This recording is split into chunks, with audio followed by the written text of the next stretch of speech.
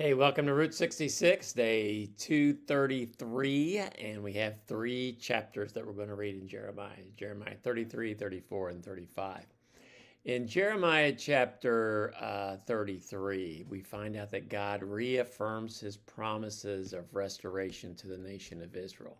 And he makes sure that they understand that there will be a righteous branch. Because God made a covenant with David. And there will be a righteous branch from David, a descendant of David who will bring justice and salvation. And that is obviously a prophecy of Jesus Christ. In chapter 34, the people briefly free their Hebrew slaves, but then take them back, breaking their covenant with God. And God condemns them for their hypocrisy. You know, people do a lot of things when they find themselves in trouble.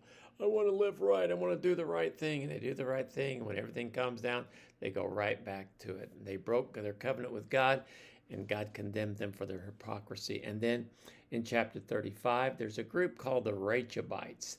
They faithfully obey their ancestors' command not to drink wine. They stand as an example of obedience, of a promise was made, a commitment was made, a command was given, and you know what? We're going to keep it.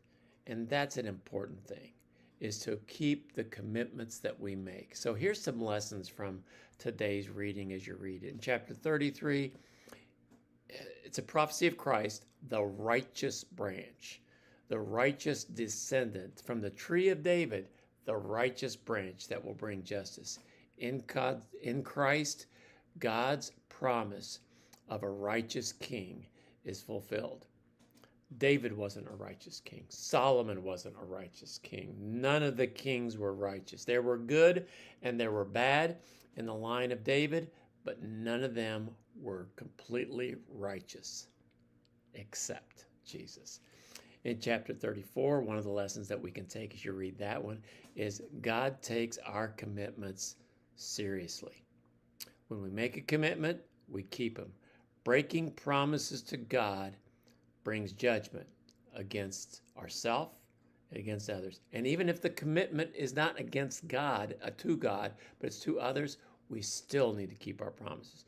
Jesus told us, don't make a promise that you can't keep. If you swear to keep a promise, keep that promise.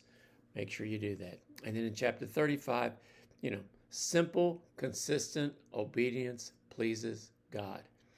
I love what Jesus said, to be good and faithful. That pleases God more than all the empty rituals that we can do. A simple obedience to God. So the readings today kind of lap back and forth between narrative and prophetic and pointing to Jesus and then pointing back to the Jewish people, their failures, and God's faithfulness. So enjoy.